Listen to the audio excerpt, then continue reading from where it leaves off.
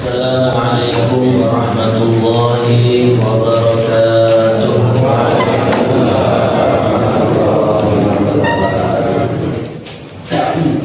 Bismillahirrahmanirrahim. Nahmaduhu wa nusalli wa nusallimu ala rasulihil karim wa ala alihi wa sahbihi wa tabi'ina lahum bi ihsanin ila yaumiddin, amma ba'd.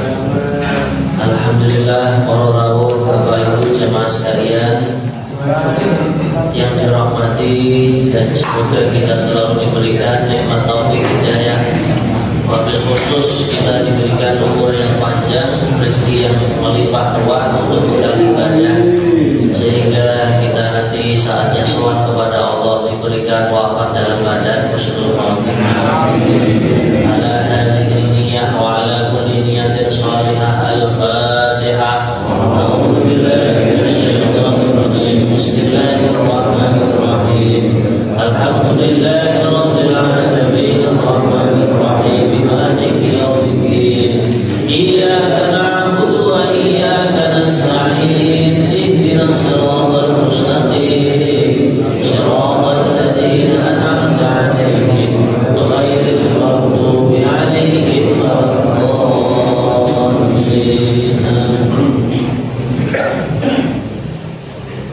Kita melanjutkan kajian kita pada Suratul Baqarah ayat 257. A'udzu billahi minasy syaithanir rajim. A'udzu billahi minasy syaithanir rajim. Bismillahirrahmanirrahim.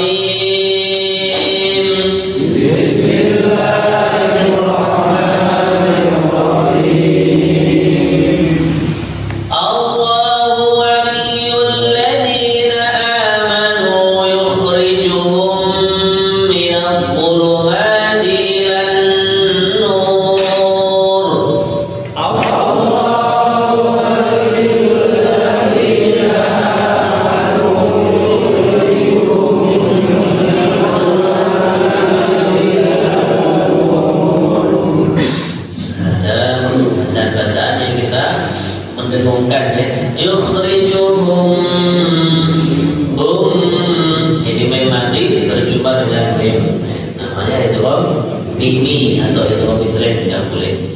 Kemudian ilan nur, nur bertasydid kita dengungkan. Allahu waliyul ladzina amanu yukhrijuhum minadh dhulumati ilan nur.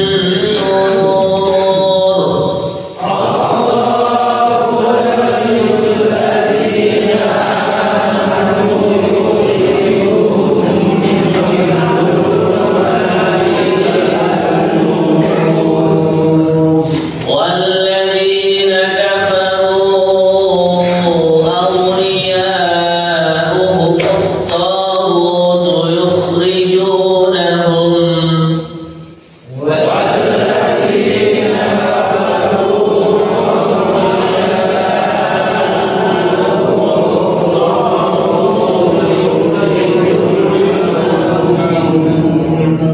Ada dua mat yang kita panjangkan sampai 4 harokat. Kafaru, di sini mat jaiz mansib ya. Ada mat tabi'i berjumpa dengan hamzah di lain kalimat. Kemudian auliya, ini juga 4 harokat. Nah, di sini dinamakan mat wajib muttasil. Walladzina kafaru awliya'uhumut taghut yukhrijunahum.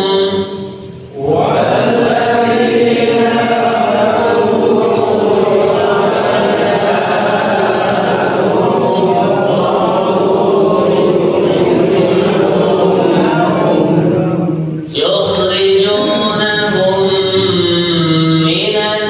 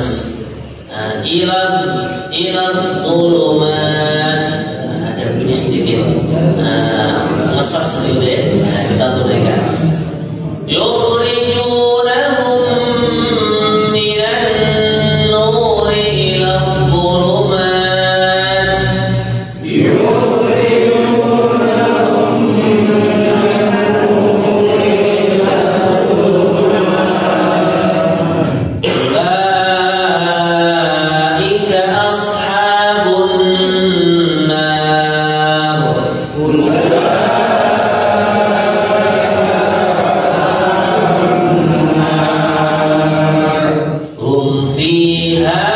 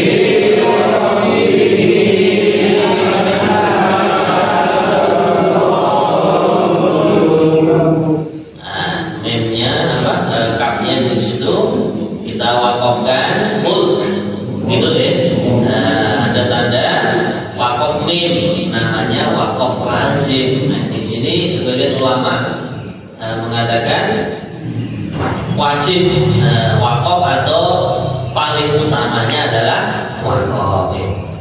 Fi rabbihi an atahu Allahul mulk.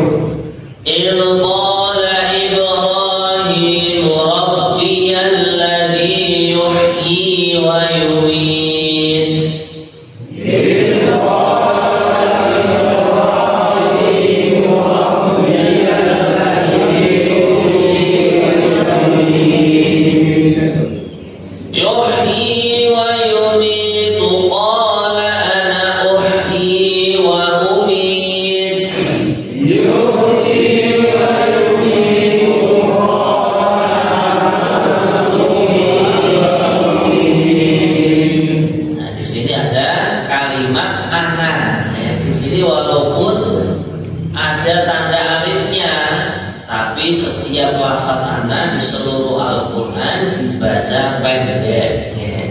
Nah, maka disinilah istimewanya Al-Quran, keindahannya Al-Quran. Kita menerima Al-Quran itu memang ada kaidah-kaidah. Oh, ini dibaca panjang, ini dibaca pendek.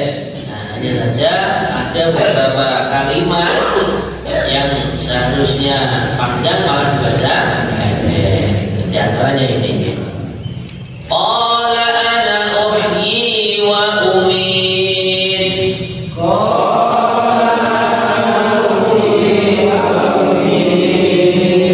Qala Ibrahim fa inna Allaha ya'ti bisyamsi minal masyriq.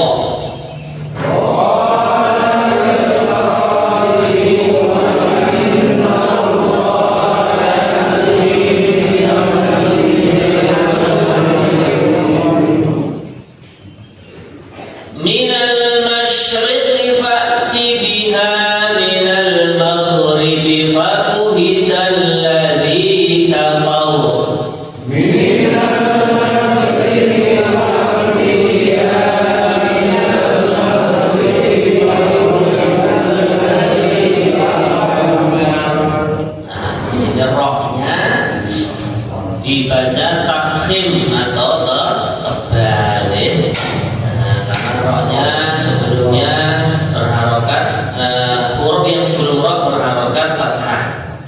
Kalau harokatnya itu kasroh atau didahului dengan ya yang sukun, seperti pada akhir kalimat yang itu ayat yang terakhir nanti qadib, nanti dibaca tarqiq namanya atau tipis. Kita contohin lagi. Fa'ti biha minal maghribi fa buhital ladzi kafaru.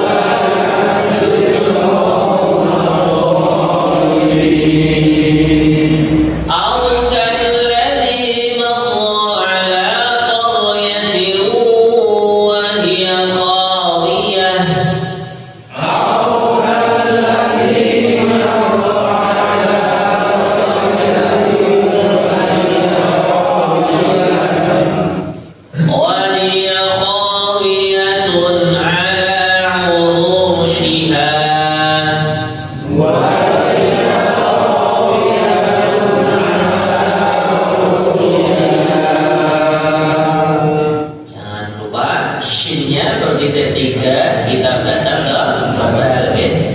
Wa hiya khawiyatun ala urushiha.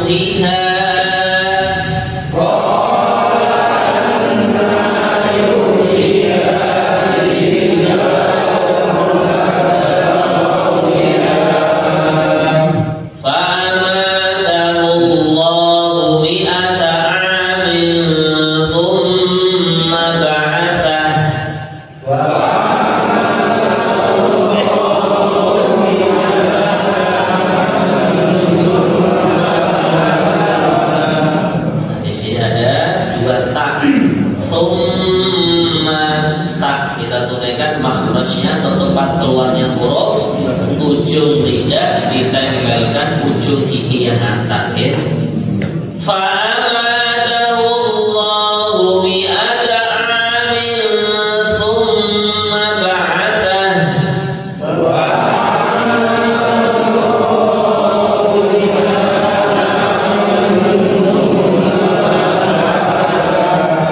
Qala kam labithta qala labithtu yawman aw ba'da yawm.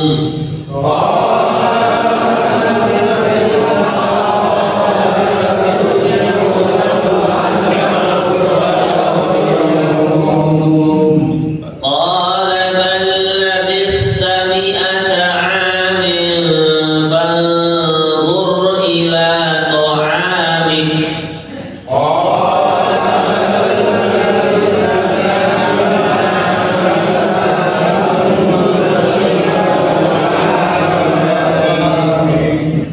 فانظر إلى طعامك وشرابك لم يتسنه.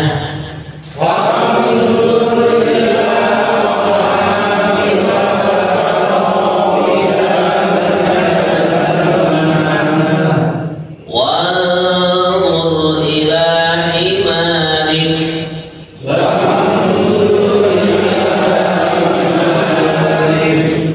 ولنجعلك آية للناس وانظر إلى العظام.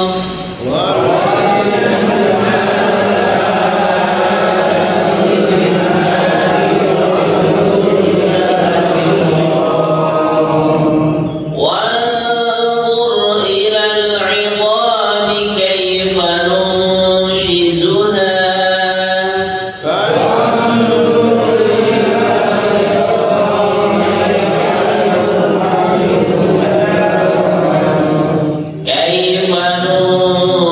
ننشزها ثم نكسوها لحما.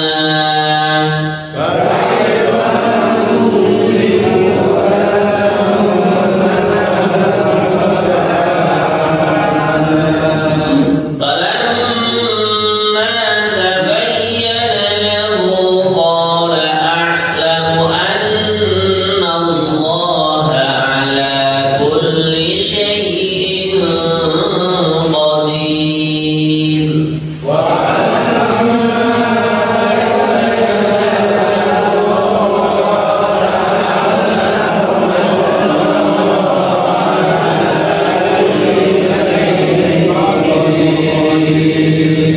صدق الله العظيم.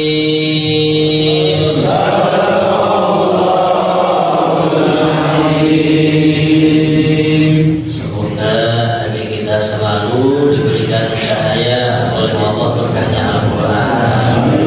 Bahkan nanti kita di kuburan pun kuburan kita diterangi dengan bacaan Al-Quran. Akan terangkan makna dan terjemahnya serta penjelasan tafsirnya. A'udzu billahi minasyaitonir rajim. Bismillahirrahmanirrahim. Allahu waliyul ladzina amanu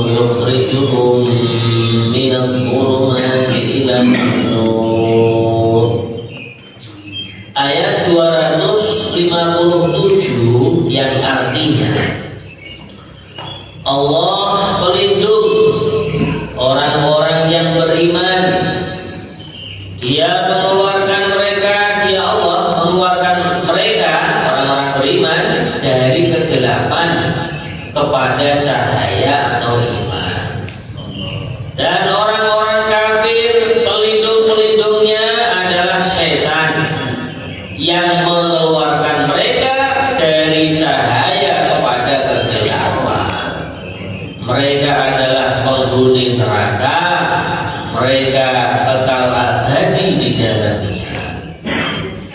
Jadi hadirin, ayat ini menerangkan bagaimana bahwasanya penolong, pelindung, yang memberikan jaminan keamanan, keselamatan untuk orang-orang beriman adalah Allah. Buktinya sudah jelas, sudah nyata di zaman peperangan Badar. Orang-orang iman jumlahnya sedikit, lebih sedikit daripada orang kafir. Bahkan secara fisik pun persenjataan lebih lengkap orang-orang kafir. Orang iman ada yang bawa pedang itu bujel ya. Tinggal separuh itu bujel ya. Bahkan yang tidak punya senjata tajam untuk peperangan Badar itu ya, punyanya pelupa korma depan rumah yang dipotong gitu. Yang penting syariatnya itu membawa peralatan yang dipunyai. Maka dengan kekuatan iman, dengan kekuatan yakin yang mantap kepada Allah, Allah pun menolong hamba-hambanya orang-orang beriman di perang Badar. Begitu juga peperangan-peperangan yang lain. Kalau kita mau melihat lagi, ketika dari Allah datang ke tanah Jawa, ke Indonesia, Nusantara waktu itu, jumlahnya hanya 9 orang, Wali Songo kan julukannya, bersama keluarganya. Jadi keluarnya itu keluar Masturah itu dari itu Gujarat ya, menuju ke Cempar, Kamboja sana, kemudian hijrah ke Nusantara atau ke Jawa itu. Kalau dibanding dengan penduduk Nusantara ya sedikit sekali. Bahkan beliau-beliau kan orang asing ya, keturunan antara suku Arab dengan suku India. Akhirnya menyebarkan agama Islam, menyebarkan akhlak yang baik, menyebarkan kebenaran, yang menolong juga Allah. Maka disinilah sekarang nih PR kita itu kalau ingin mendatangkan pertolongan Allah, mendapatkan pertolongan Allah, ini kita mentahhirkan alladzina amanu. Jadi Allah akan menjadi pelindung, menjadi penolong untuk orang-orang beriman. Nah, maknanya kalau kita ingin dilindungi oleh Allah, ingin ditolong oleh Allah, ya kita menancapkan pelajaran iman di dalam hati kita. Allah yang memberi rizki, Allah yang maha melindungi, yang maha melihara, yang mengatur, membolak-balikkan keadaan-keadaan yang ada di dunia ini. Akhirnya apa? Iman kita terhadap kalimat La ilaha illallah Muhammadur Rasulullah semakin mantap lagi. Lah untuk orang-orang kafir nih hadirin yang mulia, walladzina kafaru awliya'uhumut taghut. Orang-orang kafir yang menolong mereka para setan, demit-demit, iblis-iblis yang tidak iman kepada Allah, jin-jin yang tidak iman kepada Allah. Nah, jin itu ada dua, bisa jin yang gaib, bisa jin yang berupa manusia. Itu semua saja yang namanya orang yang tidak menyembah Allah itu dikatakan taghut. Hatinya kok tidak ada keyakinan yang sahih, keyakinan yang lurus kepada Allah, itu dikatakan taghut. Kalau orang iman ada kesalahan, namanya orang bukan nabi, bukan rasul ya, kadang-kadang terjadi keteledoran, tergelincir dalam hal-hal yang tidak diridhoi oleh Allah, ini tidak bisa dikatakan taghut. Nah, ciri khasnya orang-orang kafir itu bagaimana mereka dikeluarkan oleh setan itu minan nur ila dzulumat, dari iman menuju kekafiran ya, dari ketaatan menuju ke maksiat. Nah, kalau orang iman yukhrijuhum minadh dhulumati ilan nur, Allah mengeluarkan mereka dari kekufuran menuju keimanan. Allah mengeluarkan mereka dari kemaksiatan menuju ketaatan. Dari jauh agama jadi dekat kepada agama. Mungkin termasuk kita sedaya Pak ya. Dulunya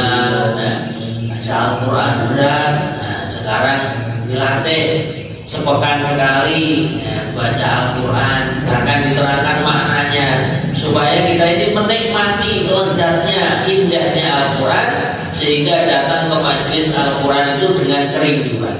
Nah, insya Allah.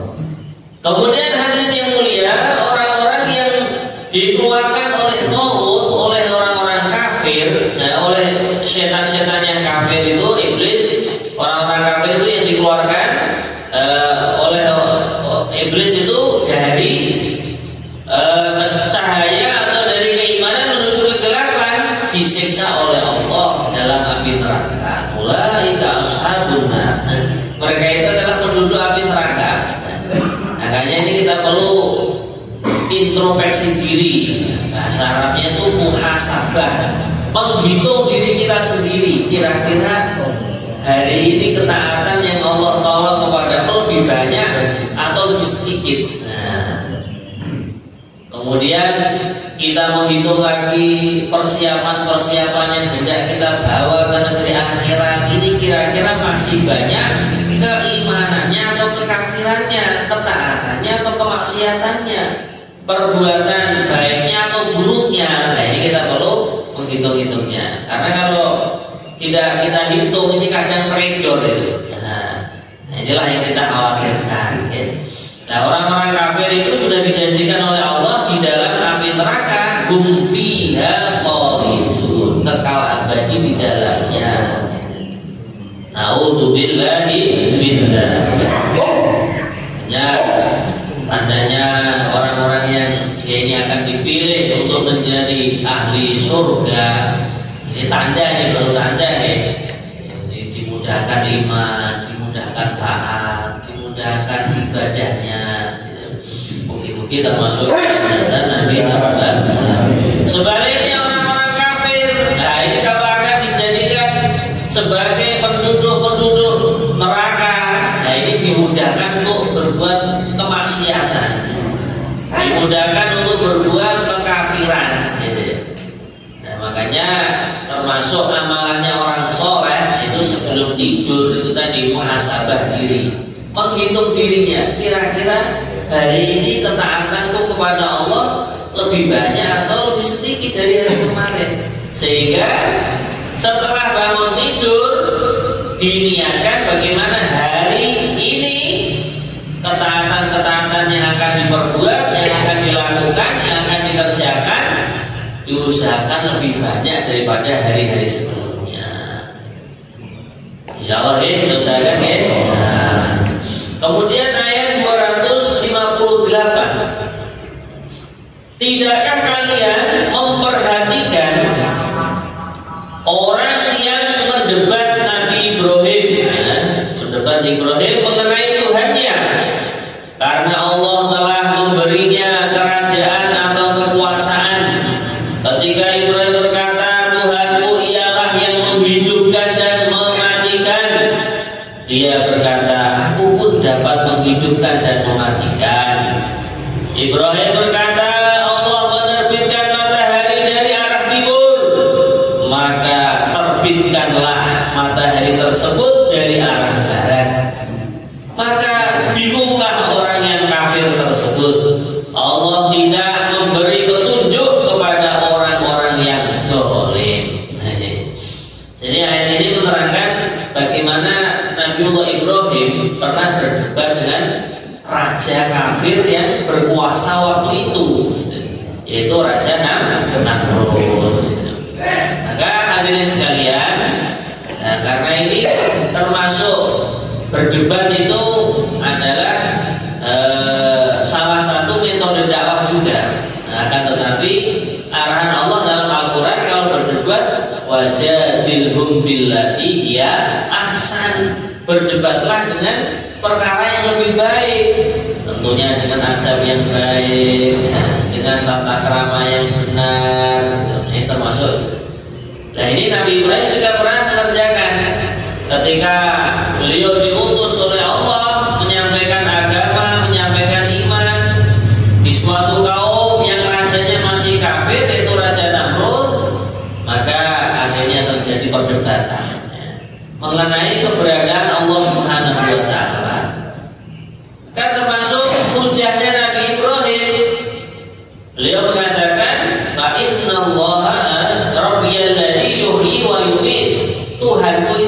menghidupkan, bisa mematikan.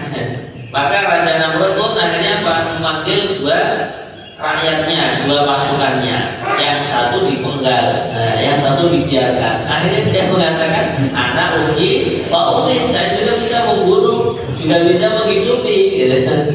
Ini maksudnya orang itu masih nggak mau ngalah gitu, nggak mau merasa kalah. Buat bocah yang hanya secara dohir saja menghidupkan, mematikan itu maksudnya makhluk yang aslinya tidak bernyawa sama Allah diberi nyawa. Seperti diri kita ini, dulunya tidak ada di muka bumi ini, ya, masih berupa buah apel, buah ini mangga, akhirnya dimakan oleh kedua orang tua kita, menjadi saripati, akhirnya menjadi benih-benih sel sperma itu yang ada di sperma dan juga sel telur. Akhirnya bertemulah, akhirnya jadilah yang namanya manusia. Nah, kemudian hadirin sekalian, Nabi Ibrahim pun gak kalah akal beliau. Kalau kamu kan bisa menghidupkan, bisa matikan, nah sekarang Tuhanku itu lebih hebat daripada kamu. Mendatangkan matahari, menerbitkan matahari dari arah timur, menenggelamkannya di arah barat. Coba sekarang kamu balik kalau bisa.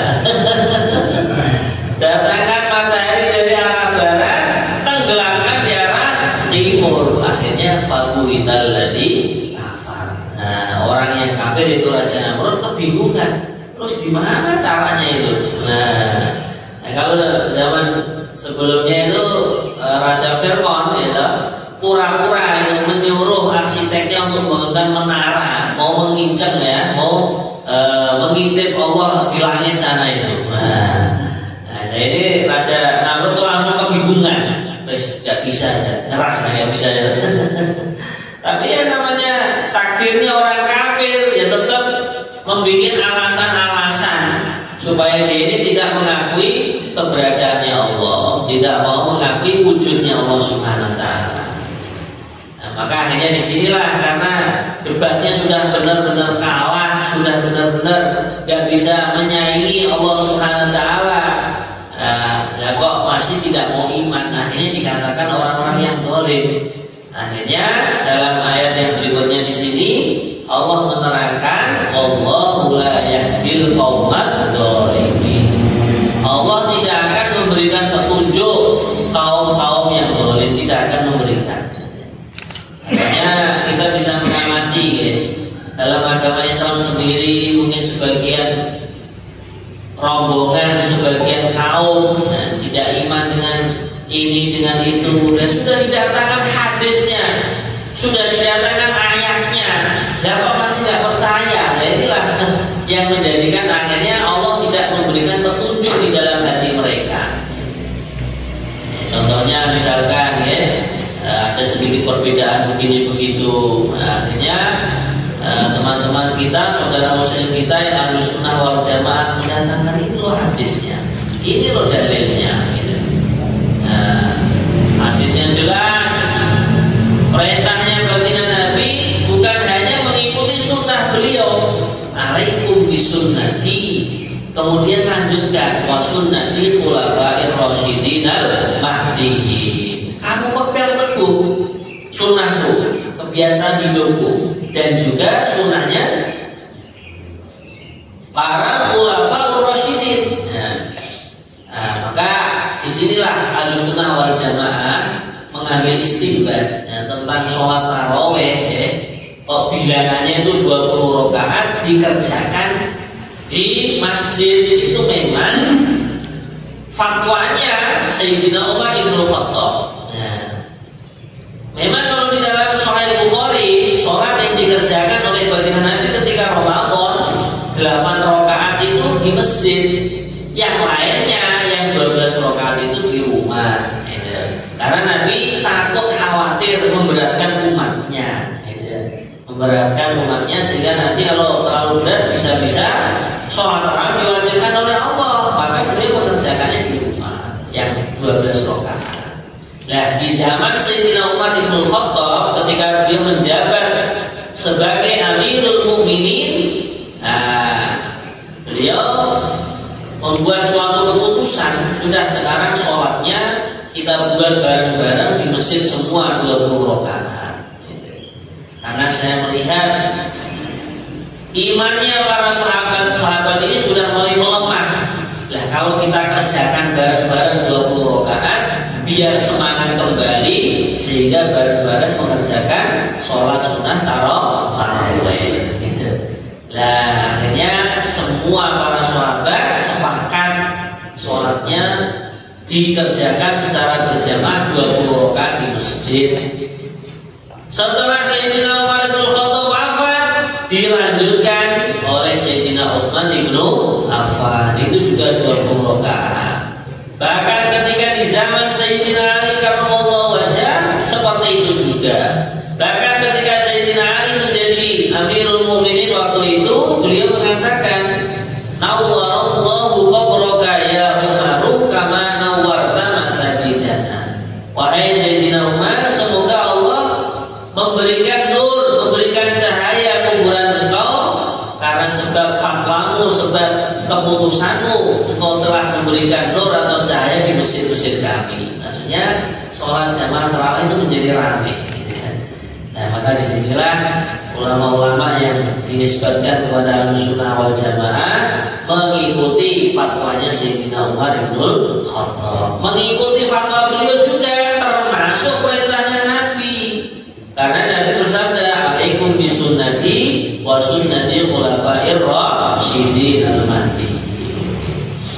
Kemudian hadirin yang mulia, ayat berikutnya ayat 259. Atau seperti orang yang melewati suatu negeri yang bangunan-bangunannya telah roboh hingga menutupi reruntuhan atap-atapnya. Dia berkata, bagaimanakah Allah menghidupkan kembali negeri ini setelah hancur? Lalu Allah mematikan orang itu selama 100 tahun. Kemudian membangkitkan atau menghidupkannya kembali. Dan Allah bertanya, berapa lama engkau tinggal di sini? Dia orang itu menjawab, aku tinggal di sini sehari atau setengah hari. Allah berfirman, oh enggak, engkau telah tinggal 100 tahun. Lihatlah makanan dan minumanmu yang belum berubah. Tetapi lihatlah keledaimu yang telah menjadi tulang belulang, dan agar kami jadikan engkau tanda-tanda kekuasaan kami bagi manusia. Lihatlah tulang belulang keledai itu, bagaimana kami menyusunnya kembali, kemudian kami membalutnya dengan daging. Maka ketika telah nyata baginya, dia pun berkata, saya yakin bahwa Allah Maha Kuasa atas segala sesuatu. Jadi hadirin sekalian, ayat ini aukalladzi marra ala qaryatin wa hiya khawiyatun ala urushiha, ini menerangkan suatu cerita yang terjadi di zaman Nabi, salah seorang nabi. Nah, di sini menunjukkan bagaimana kekuasaan Allah. Ya. Allah Maha Mampu, Maha Kuasa. Himar yang aslinya sudah mati, bahkan sudah berubah menjadi tulang belulang. Nah, itu dihidupkan kembali. Bahkan kota atau negeri yang ditempati Nabi tersebut itu sudah hancur, sudah punah. Bangunan-bangunannya sudah runtuh semua. Tapi yang ajibnya, yang anehnya, makanannya kok nggak berubah. Gitu. Maka akhirnya Nabi ketika bangun dari tidurnya itu ditanya oleh Allah, ayo coba kira-kira kamu itu tidur kamu berapa hari, berapa tahun? Gitu. Maka Nabi tadi menjawab, oh yauman au ba'da yaum, mungkin sehari atau sebagian hari saja. Maka Allah langsung menjelaskan, oh enggak, kamu itu tidurnya itu loh bertempat tinggal di sini tuh 100 tahun. Lihat bangunan-bangunan sudah hancur semua. Tapi makanan yang kamu bawa ketika pergi di sini nggak musnah, nggak hancur, bahkan nggak berubah. Nah itu lihat himar kamu sudah berubah, tulang belulang sudah mati, membusuk sampai tinggal tulang belulangnya saja. Dan sekarang aku akan menunjukkan kalau Allah SWT adalah zat yang maha membangkitkan, membangunkan, menghidupkan. Lihat, dengan perintah Allah SWT, kun jadilah kamu wahai himar hidup lagi. Akhirnya himar itu dagingnya balik lagi, organ dalamnya balik lagi, kulitnya balik lagi, bahkan bulu-bulunya pun kembali lagi. Nah, ini menjadi pelajaran bila mana manusia telah meninggal dunia, kemudian nanti di hari Bitsah, yaumul ba'tsi, hari kebangkitan, Allah bangkitkan lagi. Allah Maha Kuasa, Maha mampu atas segala sesuatu. Akhirnya manusia pun ketika diperintahkan oleh Allah di hari kebangkitan untuk bangun dari kuburannya, ya akhirnya bangun lagi. Seperti rumput yang lama nggak tumbuh karena musim kemarau, begitu hujan turun sekali langsung tumbuh kembali. Itulah perumpamaan manusia ketika di hari kebangkitan kelak. Nah, ada juga manusia yang di dalam kuburannya itu tidak musnah, itu juga ada. Ya.